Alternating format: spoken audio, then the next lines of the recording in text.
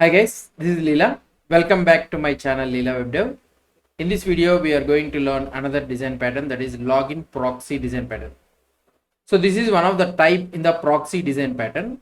So today we are going to learn one of the easiest and the most practical proxy patterns in the JavaScript. So that is nothing but the login proxy. So what is this exactly login proxy? This is actually a pattern that front-end and back-end developers use almost every day, even if they don't realize it.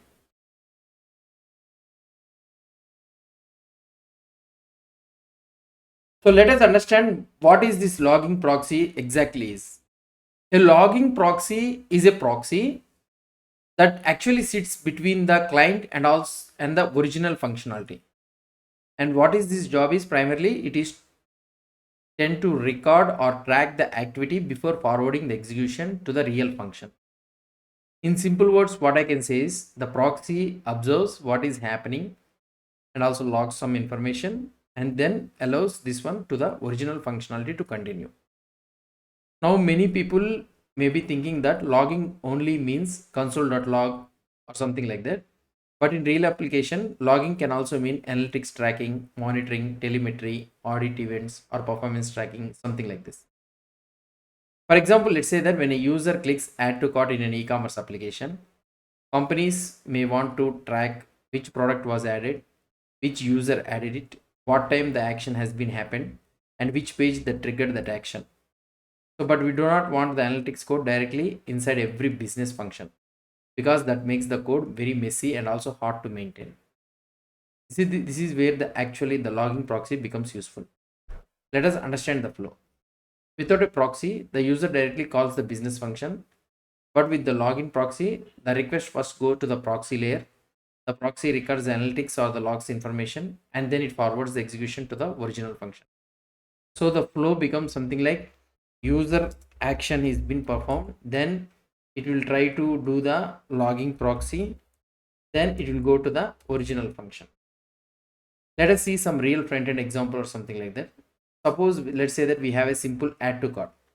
So let's try to add function add to cart of product. I have added the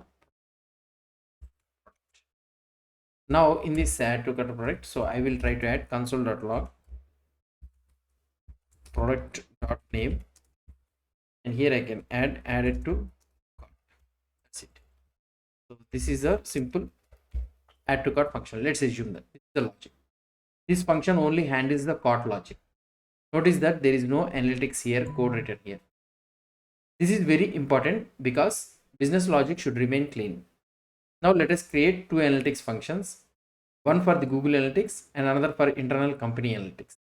So I will create another two functions, something like function send Google Analytics event, and here you can have and I can have the product, and here I can do console.log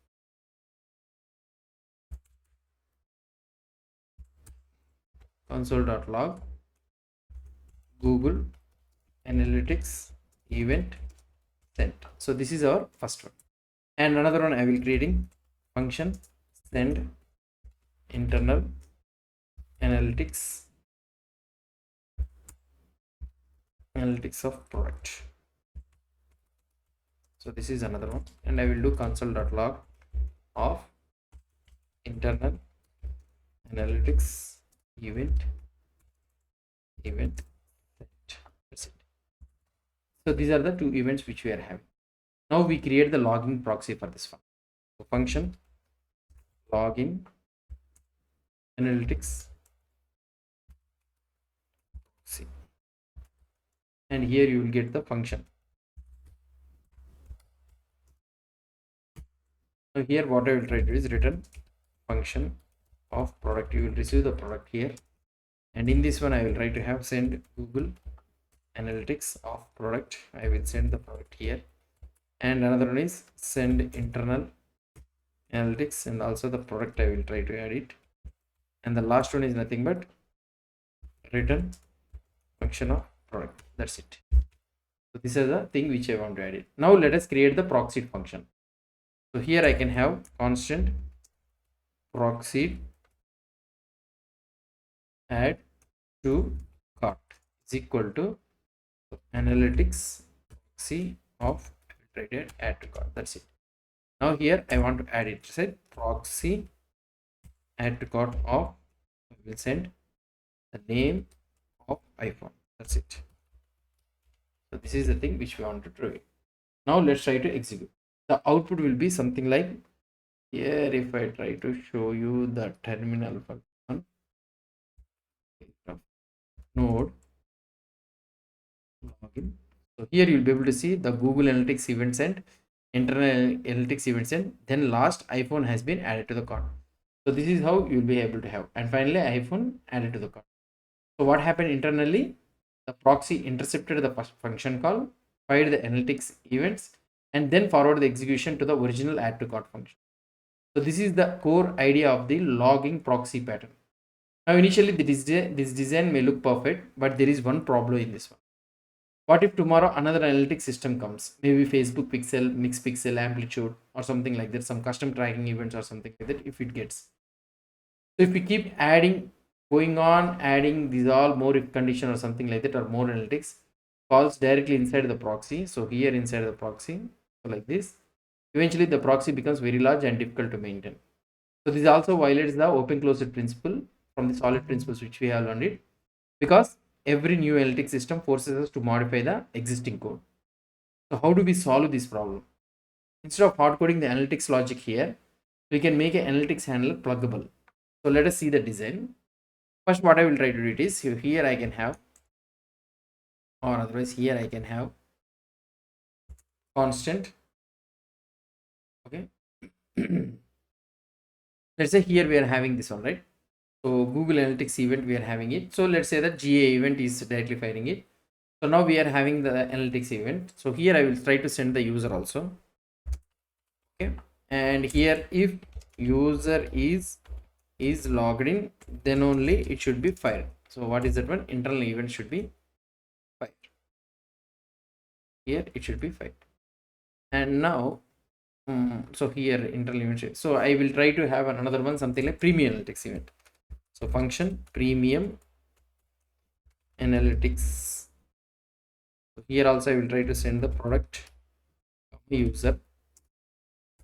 If user dot is premium, then I will try to have console.log premium analytics event fired. Okay. So now here we are having this one. So let's try to remove this one all. So we have constant, something like constant analytics handlers is equal to, in this one you can have send Google Analytics event, send internal analytics event, and another one is premium analytics. So these are the analytics handlers which we are having. So now here function comma handlers, I will try to send the handlers here, and here you will be able to get the product comma user. So now here instead of having this one, so here I can have handlers dot for each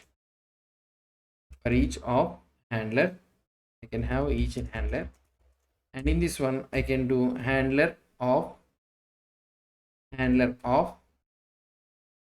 product comma user. So I will try to send it each and everything, and last I will try to do it like this. So now what will happen, let's try to see. So here we are having this one all, and I will try to send the analytics handlers. So I am sending it, and here if you want to send the user is logged in true, let's say. So then premium login should not be fired. So let's try to go to the terminal. Here I can use something like node logging proxy, and here you will be able to see Google Analytics, internal analytics has been found, and this one has been not found. So now if I try to take, say, is premium true means, then what will happen? So only the premium analytics find, internal analytics has not been found. So this is how you will be trying to make it. Now if tomorrow another analytics system comes, means just you will add a new handler in this analytics handler. That's it. Okay, so now the system is open for extension, but it is closed for modification. This is actually how many enterprise frontend applications are designed internally. Libraries like analytics SDKs, middleware systems, interceptors, and also monitoring tools all use the similar concept like this. Now let us summarize what we have learned about the logging proxy pattern. A logging proxy intercepts execution, records activity such as analytics or monitoring, and then forwards the execution to the original function. Its main responsibility is observation and recording without changing the core business logic. And that is the complete idea of the logging proxy pattern in the JavaScript. So that's it guys about the logging proxy pattern. So hope you understood about this concept. So if you have any doubts or any suggestions, please post the comments below to this video. And if you like this video, please do support me by subscribing to my channel. Thank you.